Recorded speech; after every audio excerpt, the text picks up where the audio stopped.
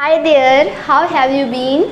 How have you been कहने का मतलब है हाउ आर यू, आप कैसे हैं। मैं आपसे डेली पूछती हूँ, I always ask how are you, but you don't share, you don't reply.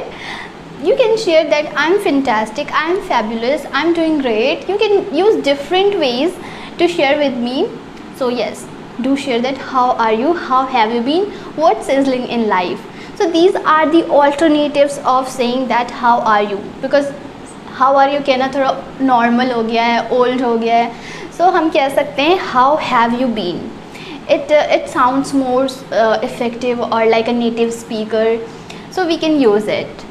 सो आज भी हम कुछ सेंटेंसेस को कवर करेंगे आज की वीडियो में, because I feel that I should share more sentences. Well these are the sentences जो मैं शेयर कर चुकी हूँ अपने स्टूडेंट्स के साथ. Means I have taught them, now I want to share with you as well. So आपको अगर means if you have any doubt, any query, any question, और if you want me to cover different kind of questions like situational questions, कि phone पे किस तरह से बात करें, उस टाइम जो सेंटेंसेस होते हैं उसको कैसे फ्रेम करें, या फिर फ्रेंड्स के साथ जब हम बात करते हैं तो उस सेंटेंसेस को कैसे फ्रेम करें, any situational, any scenario type question sentence हो सकता है, तो आप वो मुझसे शेयर कर सकते हैं. Even I want that you share with me, I want you to share, so that I will get an idea that which kind of content I should prepare, I should share with you. So आज भी मैं कुछ sentences share करूँगी. I hope that it will help you, and I want you to sit with if possible then please sit with pen and notepad so that you can jot down all the sentences. And I hope that I'm audible you properly. I'm not so fast, so fluent, because understanding is important. आप मेरी हिंदी को भी समझ पा रहे हो, आप English को भी समझ पा रहे हो, that is more important. So let's start. ठीक है, स्टार्ट करते हैं. So पहला जो सेंटेंस है ना बहुत छोटा सा है. ढक्कन खोल दो. तो ढक्कन को इंग्लिश में क्या कहते हैं? If you know then please comment. Well, this is not a live stream, but yes, if you know what do we call to ढक्कन in English, you can share. So English में हम ढक्कन को कहते हैं lid, LID, lid. किस bottle का ढक्कन या फिर किसी भी डिब्बे का ढक्कन होता है ना, उसको हम कहते हैं lid, LID, lid. So we will say open the lid. ढक्कन खोल दो, open the lid. Next one is मेरा मुंह मत खुलवाओ. जब हम किसी से मीन्स बहस कर रहे होते हैं, when we are argumenting with someone, so हम उनसे कहते हैं ना मेरा मुंह मत खुलवाओ. So what we will say in English, हम कहेंगे डोंट मेक मी से. मेरा मुंह मत खुलवाओ सच बोलने के लिए. Don't make me say the truth. So I hope that you are getting these things. Next is जूते उतार लो. उतारने के लिए हम यूज़ करेंगे टेक ऑफ. जूते उतार लो, टेक ऑफ योर शूज़. जूते पहन लो, पुट ऑन योर शूज़. घड़ी उतार लो, टेक ऑफ योर वॉच. घड़ी पहन लो, put on your watch. So take off, put on, we use these things for these kind of sentences. Next is क्या मैं तुम्हें बेवकूफ़ दिख रही हूँ.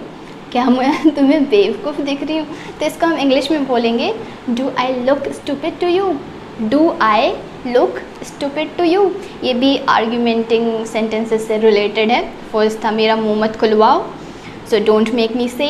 सेकंड कैन बी क्या मैं तुम्हें बेवकूफ़ दिख रही हूँ, do I look stupid to you. So next one is ज़्यादा घुमा फिरा के बातें मत करो. इसको हम कहेंगे don't beat around the bush. Next, yes, ये भी आर्ग्यूमेंटिंग सेंटेंस से रिलेटेड है. ये है मैंने उसे मुंह तोड़ जवाब दिया. मैंने मुंह तोड़ जवाब को क्या कहते हैं आप समझ सकते हैं. मुंह तोड़ जवाब मीन्स बुरी तरीके से जवाब देना. सो मीन्स ओपनली, डायरेक्टली कुछ भी कह देना. जो उन्हें बुरा लगे बहुत बुरी तरह से, उसको हम कहेंगे मुंह तोड़ जवाब देना। सो मुंह तोड़ जवाब देने को हम इंग्लिश में कहेंगे I retorted him, retorted him, RETORTED, I retorted him. So मुंह तोड़ जवाब देने को हम क्या बोलेंगे, I retorted him. Tense is यह अजीब इत्तेफाक है, यह अजीब इत्तेफाक है। अजीब वर्ड के लिए हम स्ट्रेंज वर्ड यूज़ करते हैं एंड इत्तेफाक के लिए हम कोइंसिडेंट। सो यह अजीब इत्तेफाक है, so we will say it is a strange coincident, it is a strange coincident. Next is क्या अनाप शनाप बक रही हो या फिर बक रहे हो। मेरी हिंदी थोड़ी गड़बड़ है, I hope that you will manage. So क्या था, हाँ, क्या अनाप शनाप बक रहे हो। So we will say what a rubbish are you talking about, what a rubbish are you talking about. Well, these are very random sentences. Random sentences mean I mean that these are not in a sequence of any conversation. These are random sentences. But if you want me to cover any situational sentences related to any conversation, so I will do that if you want me to. But please do share which kind of content so that I can prepare. I'm ready to prepare. So that I will prepare for you. So let's move to the next question for today. Next time we will plan another thing. So yeah, pen table पर रखा है। कोई भी चीज़ table पे रखा होता है तो हम उसको कैसे बोलेंगे। फॉर एग्ज़ाम्पल पेन टेबल पे रखा है तो इसको ट्रांसलेट करते हैं, इसको हम बोलेंगे pen is kept on the table, pen is kept on the table. Similarly, book is kept on the table. Your lunch box is kept on the table. So this way we can say these kind of sentences. और मुझे लगता है, कई बार हम कहते हैं ना कि मुझे लगता है ऐसा नहीं है, या फिर मुझे लगता है ऐसा है, मुझे लगता है वो नहीं आएगा। तो मुझे लगता है इसको हम कैसे बोलेंगे, it seems to me, it seems to me. मुझे लगता है वो आएगा, he will come. It seems to me he will come, it seems to me he will not come. So मुझे लगता है के लिए हम यूज़ करेंगे it seems to me. Now next sentence is मेरा सर मत खाओ। मेरा सर मत खाओ मीन्स मुझे परेशान मत करो, मुझे इरिटेट मत करो और मुझे गुस्सा मत दिलाओ, ऐसा हम कहते हैं ना। वैसे गुस्सा मत दिलाओ, सर मत खाओ मीन्स इरिटेट मत करो, तो इसको हम कहेंगे don't nag me, don't nag me. Next one sentence is हाथापाई मत करो। हाथापाई मत करो मीन्स फाइटिंग मत करो, लड़ाई मत करो, तो इसको हम कहेंगे don't scuffle, don't scuffle. These two were the new one that I thought of sharing with you. मेरा सर मत खाओ, डोंट नैग मी, हाथापाई मत करो, don't scuffle. So we are done with all the sentences. Well, these are random sentences, I know, but yes, I have to plan in a sequence way in related to any scenario or situation.